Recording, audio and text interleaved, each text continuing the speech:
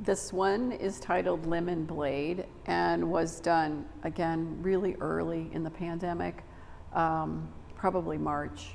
I started this one in a bedroom window, in our house, looking out at this tree, locust tree. And I just love the idea of being like eye level, mid-level to a tree. So just thinking about the marks of the limbs and the shapes of the limbs, so that as a sort of the inspiration for it. But again, since it was COVID, when I started working with the palette, this pink kind of showed up, and in some ways it felt a little tender. And I think we were all feeling in the beginning of the pandemic pretty tender and pretty, exposed or not knowing what's happening. And so many people were dying in New York and, really experiencing that. So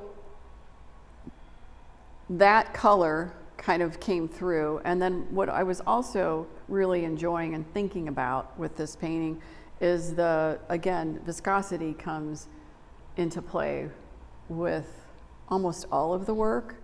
So this is oil paint, and I changed medium, so it was more of a viscous medium, so thinner, and really enjoying that I could make a longer line for a longer length, and letting color sort of bleed in to each other. So it was pretty much wet on wet, and really enjoying and playing with that kind of mark and that feeling.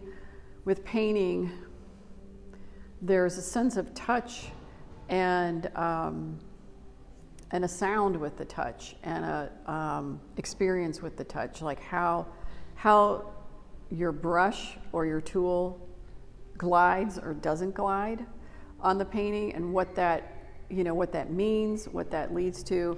So I liked how these sort of, and the reason I titled it Blade, it felt like it was sort of slicing through some of the space and some of the marks, and just sort of playing with that idea.